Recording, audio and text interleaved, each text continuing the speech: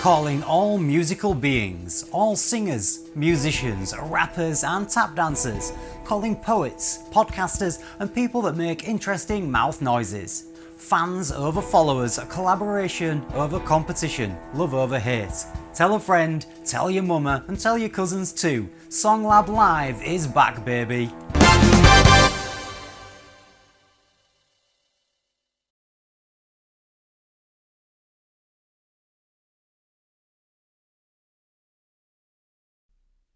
Hello, we are back again, and this is SongLab Live, the podcasting portion, and I am Earl Alexander, prolific calf ticker, all that stuff, but we have a really exclusive special guest. In fact, I should probably only use Earl Alexander for this one. That's the type of guest that this is. We are actually joined today by, I normally let the guests introduce themselves, but I'm going to say this. We are actually joined today by my father, not only just a father, which he is, definitely, and has earned, but he's also a director, counselor, a pastor, an apostle. Like, I can't just say pastor, I have to say apostle. He has done so much over the years, and look, director not only in film, but director in plays, author, multiple books. Let's talk music. He's an artist, musician, many times over. I just want to spit some of that out in case he forgets, because I know he's getting in his older days, and I wanted to catch him before that might happen. So, but I'll let you go ahead and say, I'll let you say your own name. You're a prominent man. I won't take all of the responsibility away from you. Go ahead and tell the people who you are. You said part of it. Well, it's good to be here. My name is Dr. Rodney Pearson, and I've been around a long time. That's how you get all of these things under your belt. When you have been around a long time. I'm probably the oldest person in this whole building right now. That might be true, but that wisdom comes with that. It does. Experience comes with that. Yeah. So I'm glad to be here. Yeah, thank you very much for coming. I mean, I know you didn't just come on the strength of being my father. Oh, yes, I did. Oh, well, thank you. Thank you for that. Yeah. But I know that you have a lot of things that you're doing, a lot that you're providing to the community. Yeah. And it's important to get that out and to let people know so that they can tap into that. And so, I mean, let me allow you to give a quick biography to the people so they can know who you are, what you've done, and what you're currently providing. Okay, so I'll try to do this in a condensed version. I am from Los Angeles, California, more specifically Compton, and I'm proud of it. Grew up back in the 60s in Compton. Went to Compton High School, so I'm kind of proud. Tar Babes that was who we are, Tar Babes. Glad about that. I'm also from Compton. I moved to Alaska because I was in the military and went there, served there, did a lot of work and a lot of entertainment, a lot of stuff there. And entertainment has followed me just about in everything I've done. I grew up in bands and marching bands and all of that kind of stuff. I've had a guitar around me since I was in the 5th grade, and all of that stuff. So it's always been a part of my life. Went to Alaska, came here to Arizona, Fort Huachuca, served in the military, and then came here to Phoenix later after going back to Los Angeles. I did a stage play in LA called You Can't Keep a Good Woman Down. I started doing that back in 1979. I don't think, were you even a Good thought? times. And No, nowhere, just not even. Well, I was about a decade later. Okay. Okay. Yeah. So I did that. And we did 56 shows, performances of that stage play, You Can't Keep a Good Woman Down. Consequently, we are now working on my second movie, which is called You Can't Keep a Good Woman Down. We also have done my movie that is currently streaming on Amazon, streaming on Flex. Yeah, Flex TV. Yeah. We're also on Tubi, and that is Shaded Passions. That's my most recent work. But throughout the years, I became a therapist back in 2016. I became a licensed clinical therapist.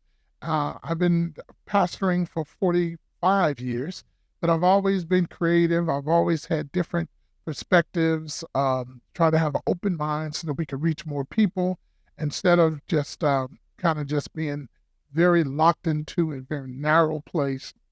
But because I've been so open, I've been able to relate to a lot of people. I worked in Hollywood, doing a lot of stuff in Hollywood in the music, in the movie industry, as well as the music industry. So I have kind of a background of knowing a lot of people. I don't want to do a lot of name dropping, but we can just say that I've been with a lot of A-listers and B-listers and just doing a lot of work, I feel like an A-lister being here next to you. So all right. Yeah. And in doing all of this, my wife and I, we've owned our own business. We've done a lot of stuff in the community. My central focus has always been, what can we do to aid and add to the community? Awesome. That's my central focus.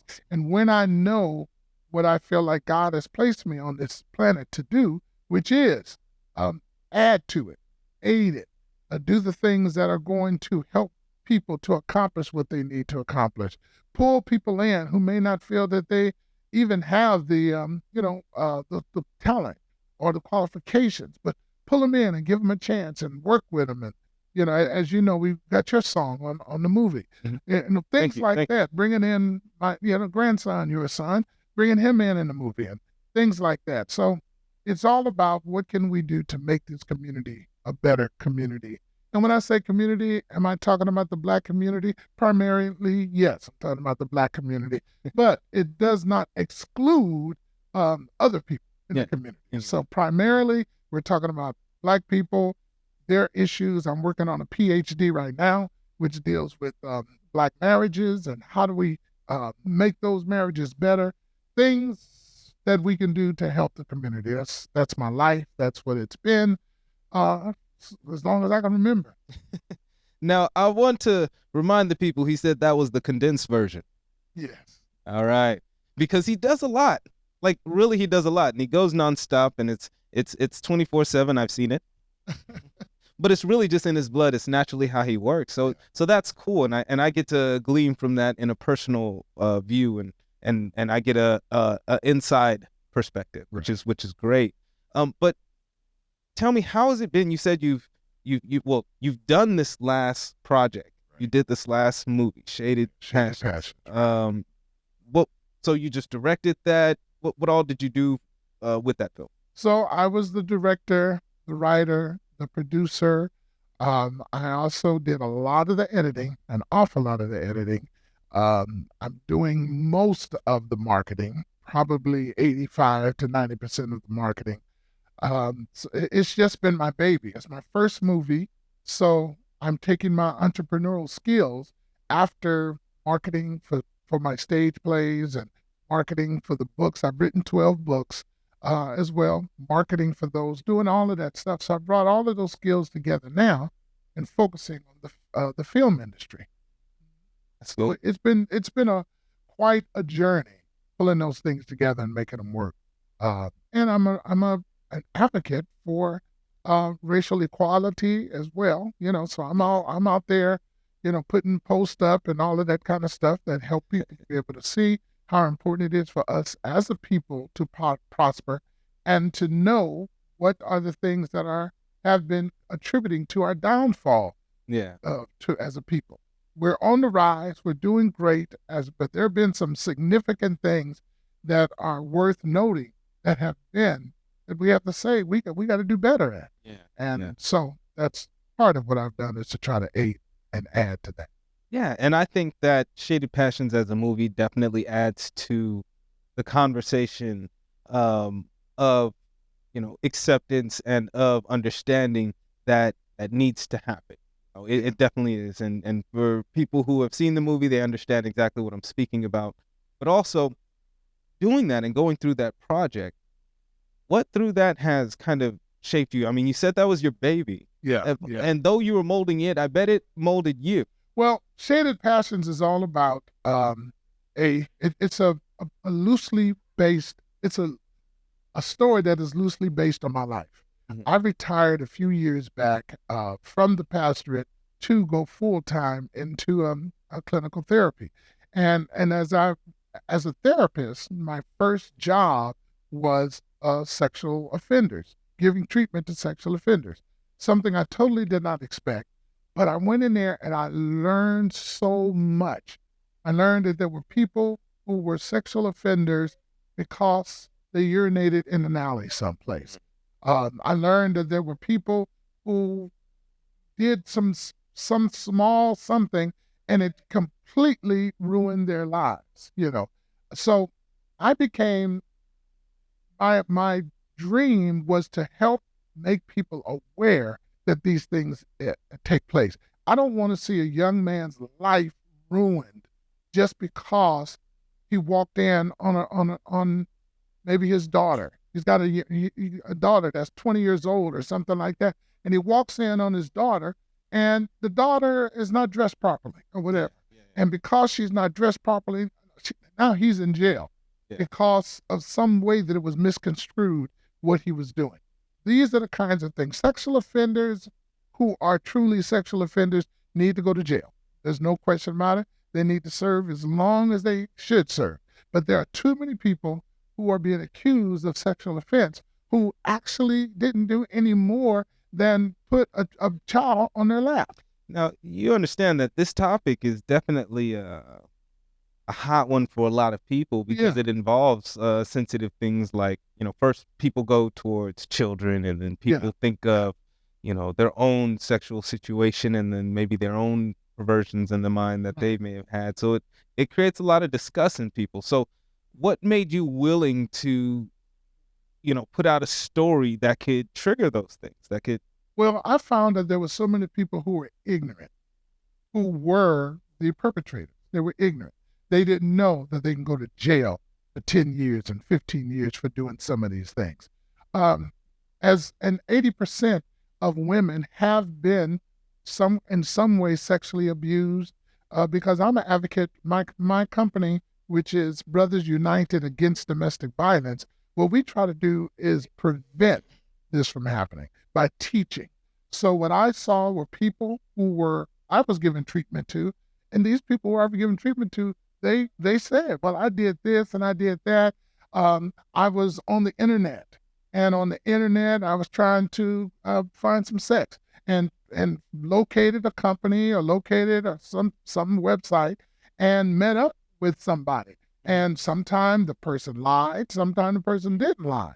But our society is so endorsing of all types of sexual behaviors that it makes it difficult sometimes that in the cloud of all of these things that people can do, people are doing, and all of these things that are happening, in the cloud of all of that, here's somebody who basically just says, hey, this girl was pretty and she was fine.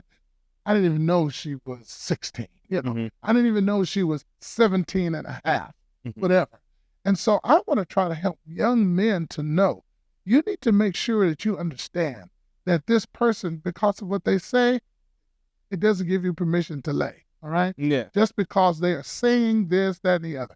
So my goal, let's make people more aware. I want to make the young person, the boy who is in the 6th grade, I want to make them aware that all of these things that are going on, you need to be aware of it so that you are not just following your hormones, and because you feel like getting down with somebody, that's good enough. So that's been my goal, is to stop that. That's what Shaded Passions is about. That's what my practice as a therapist is about. I'm about to do a new movie, You Can't Keep a Good Woman Down, and that's a comedy. But I'm also going to go back and do a sequel to Shaded Passions. Yeah.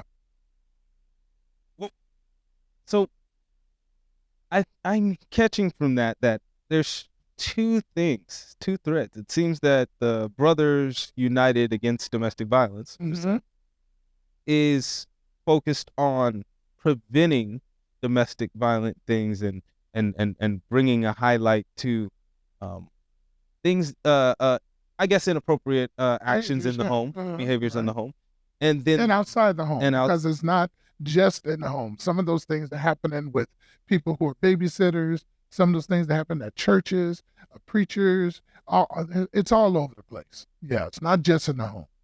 And then I'm catching from the movie, like that's bringing highlight to the issue of, say, I'm thinking acceptance, understanding in a dark area of society. Yes. Where there are, these people that are deemed, bad for acts that happen commonly and regularly. And even then at that time, the people who are the perpetrators of these acts purposefully and maliciously should face the consequences of their actions. They absolutely should. They absolutely should. That was one of the things that we feared when we were doing the movie, that people misconstrue it and think that we're advocating for criminals. And that's not at all what the movie does. It brings awareness for the sake of prevention.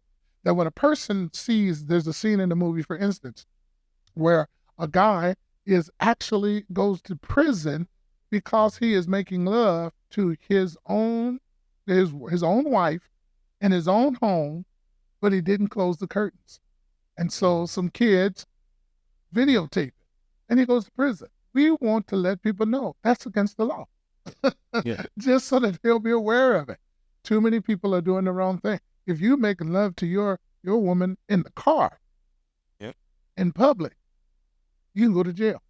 They need to know that. And many of them don't know that.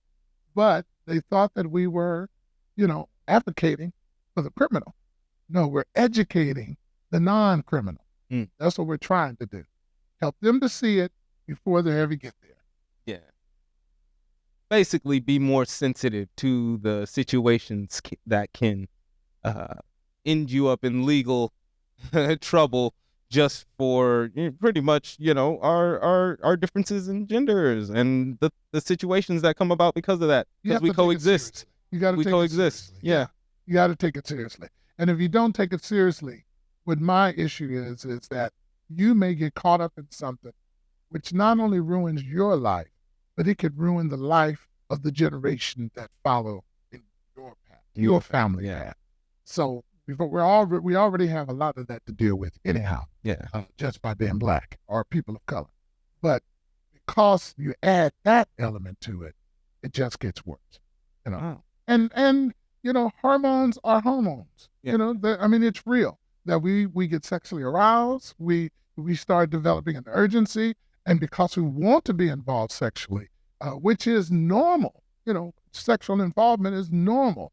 But what is not normal are the types of things that we call perversions, and it's perversions because it's outside of the norm of what a sexual relationship is supposed to be about. It's supposed to be about two people who love, who consent, two people who are grown enough, mature enough to know what they're doing. All of those things is what's it about. It's not about one person taking advantage of another person and saying, hey, I just want to get my rocks off. That's all I'm trying to do. No, it's about more responsibility. So you're willing to dive into that deep, dark spot and say, look, you need some education here so we can prevent a situation here. That's it. That's it. So I guess, and that's good that we got that on record for the people to understand, and so that they can really, tap into that, because I do see that some people may get, the wrong thought about what the intention of, say, either the film or trying to get the story out to people. And we've suffered from it. We've had people who had networks and organizations who said, we're not interested in that content. I just talking to an organization last week who could put my movie out to like 100,000 prisoners across the country who said to me, we don't want that kind of content. Wow. And it's the exact kind of content that those people need to see. Yeah, it's what we have to suffer through with, but it's okay.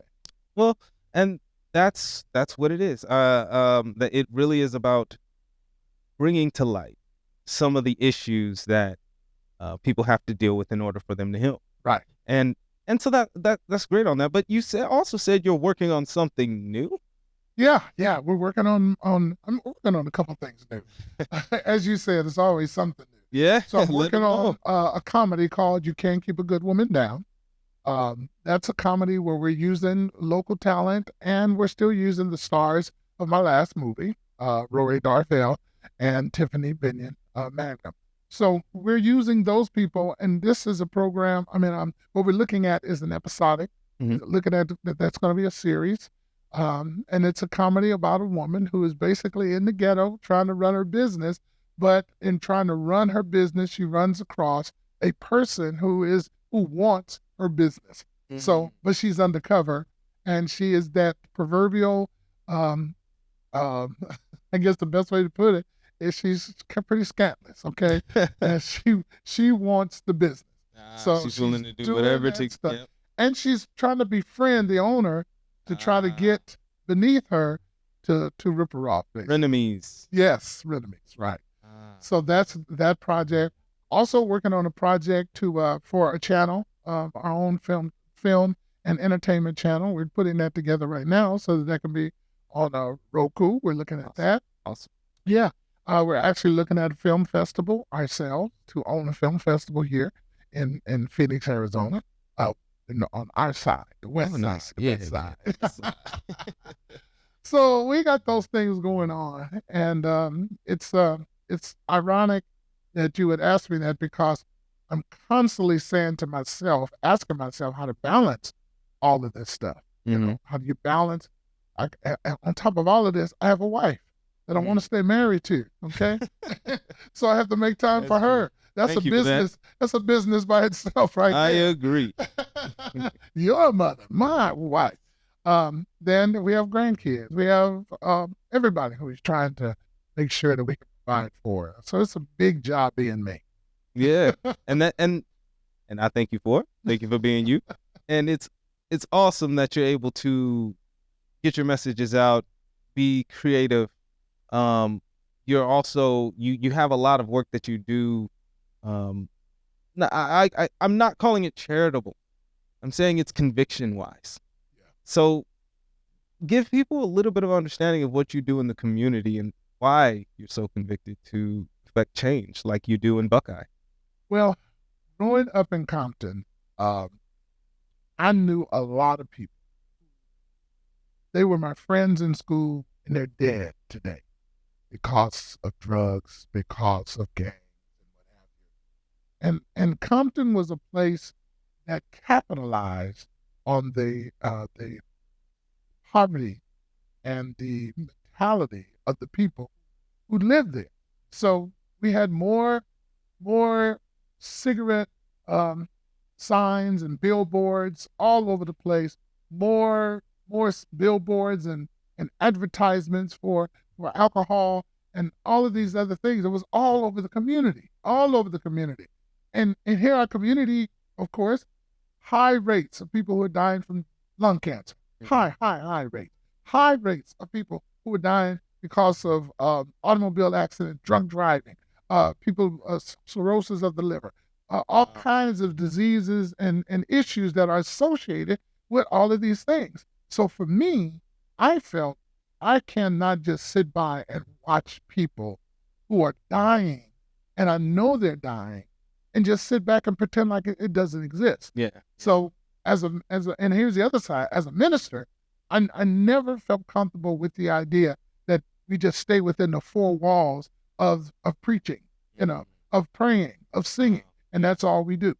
I felt that there was a necessity for us to take our spiritual morality and our spiritual principles and values and make them mean something to the everyday person. Yeah. Whether they are the person who's a Christian like myself, or it's a person who is just, they're just trying to live day to day. They're just trying to survive. Make this thing that I believe in with all of my heart, make it mean something that a person, it can be applicable in their life. And it may not be applicable like me. They may not feel everything that I feel. They may not see everything that I see about Christianity. They may not. But if I can get those people to see, maybe the morality can change. Yeah. Maybe the sense of compassion for the community can change. Maybe the sense of trying to help others with what I have. Maybe that can change. Yeah. You don't have to change exactly the way I would do it. But hey, if those values are there, then I'm all for what can I do to help you do what you do. And I think that's what ultimately people connect. They meet you, they start to work with you, they see your authenticity and your passion, and all of that just swirls into, what you have going on and making it all possible. You do a lot, but I think it's a sturdy bridge of things. If you don't do what you do out of your heart, like you hear with SongLab, I mean, the conviction that you and your people have, if it wasn't for the conviction, it wouldn't take place. There would be, iRock wouldn't be open up his doors to all these studios. It's the conviction, the things that got to come out of your heart. But if your sense of conviction is how much money I can get, if that's what you're convicted by, then it's going to be short-lived. It's going to be very shallow, and it's going to move from person. Being in Hollywood, one of the things I found out was people would be your friend based on what I can get from you. Correct. And so I know this person, Watch out. we worked together, this person, we did this together, we had all of these things that are going on, but you are the best friend to the next person who's going to get you a job. If they can get you a place, they can hook you up, then I'm your best friend. If I can't do nothing for you, then basically I ain't got time for you. Yeah. Very selfish mentality that has done a lot to hurt our community rather than to help our community. I think one-sided networking doesn't work. No. Well, also, if I can just before we conclude, get you to talk about where they can reach you, not only online, but also about, your church, what you're doing there, what you guys have coming up. Yeah. Tell people about network and those things, kind of plug, okay. Give them everything, a full list, give them the gambit. You asked for it. No, but my church is in Buckeye, Arizona, which for those who may not know, it's on the west side of Phoenix. And we are a non-denominational church. You can find us online on Facebook, Faith, Hope, and Love Community Church. You can find our website is www.fhlccaz.com. And the address is 403 North 4th Street in the city of Buckeye. But the address is on the website, and you can easily find us there. Nice. Services at 10 o'clock, and we do a bunch of stuff online on Zoom. So easy to get to. I'm also, the movies are, like I said, they're on Plex.tv. Mm-hmm. They're on Amazon Prime, and also Alley-Oop. Oh yeah, I forgot. Yeah, Alley-Oop, they're there as well. We just found out that we are being moving into this place. It's called unfortunately, I just forgot this. But it's going to be available in libraries and stuff like that. Oh, nice. So we just found that out. We've won several awards. As you know, one of the main ones is the one with your son, my grandson, and your voice. Thank you. And we've been doing some great networking because of that. Invited to several film festivals, and people want us to come to different states to be a part of the film festival. So glad about that. And then all of my books can be found on Amazon as well, Amazon.com. So I search for on Amazon to find your books. Dr. Rodney Pearson. Oh, nice. Yeah. Look at Dr. Rodney Pearson, and they will find all of the books that I've written. I've written 12 books, and they should be able to find those easily. I've only read 5 of them. I'm so behind. Gotta get back in it. Think about that. You gotta get back in it.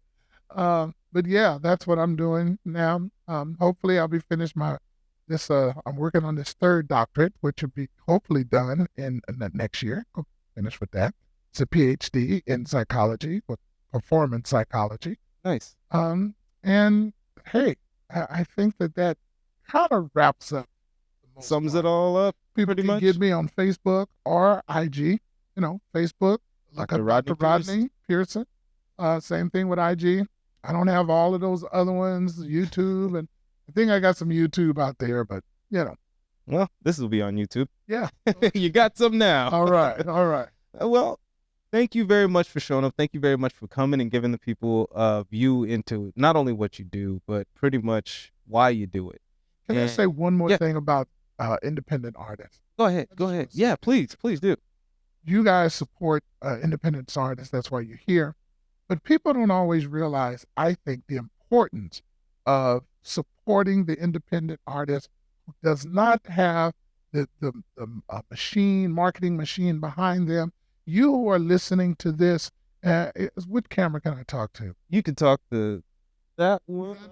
Okay, so those of you who are listening, please hear me. The independent artists who are with you, what's so important is that you go ahead, check out their stuff. I mean, Flex TV is free to go and watch. Tubi is free to watch my movie, Shaded Passions. Get on there and let people know that they are appreciated. You can go on Prime and see my movie. It's a couple bucks, yep. But go on there, leave a review. All of the artists that are doing the work, they need you to tell other people, and other people tell other people. They need you to do that. If we had the money, we would just go ahead and drop $100,000 into marketing, and everybody in the world would see it, right? We don't have that. So I'm asking you to support your local independent artists, whether they are writing their own books, whether they are doing their own music, or like me, they're a filmmaker who's trying to learn and grow and develop. Not the time to criticize things this sound could have been this movie could have done this. Or the people are growing and they're learning and they need your support. So I wanted to make sure I say that so that people would know we are only as good as you make us with your support. So please support the independent artists. Awesome, because that's exactly what SongLab is all about. That collaborative nature, Right. That spirit of working with each other to have all of us grow, connecting with each other so that we can all get better. And even though sometimes it may be kind of jarring to work with someone you're not used to, or it may be jarring to listen to some music you haven't heard before, or it may be jarring to watch a movie you haven't seen. Yeah. But that's the experience. That's what it is. It's about having the experience and then getting the experience locally from those around you. The raw experience, not the tailor crafted one. That's why I go on YouTube and I watch short films. I watch, tailor. I watch all that stuff on there and I give my view to that because it's good. It's a different creativity. It's just different. There's something different about it. I think his message should hit home for not only every artist, but every person who has somebody that they know is kind of creative. Yeah. Because if you care about the creativity of another person, you should at least give maybe a view, a listen, or a like. And you said that. It is some content. supporting the creativity. Yeah. It may not be your favorite or primary genre, Yeah. but it is the creativity that you're supporting. Yes, Yeah. that flow, that connection. They gave something from inside of them to outside of them, and they may have put money behind it, Right. which is They'll another never big get thing. back. They'll never get back, and they may, if you support. It might show proof in their actual lives. So Thank you very much for saying that and stating that. That is exactly what SongLab is about. That's what we want to promote for all of the artists that come through. Can I get you to go ahead and give a shout out to SongLab and if you can, let people know about your experience here and what you think of it so far? Sure. So let me just say that I'm around, I hear around me the atmosphere of creativity, the atmosphere of productivity, the atmosphere of people sharing. And I want to say to SongLab, you're doing an excellent job. Keep that going because you're building a reputation that people will be able to know that they can come, and it's not money first. It's creativity first. It's productivity first. It's coming in with doing what you do best and spreading a little bit of what somebody else is not doing to make this wonderful collaborative effort that everybody can draw from. Go SongLab. Awesome. Thank you.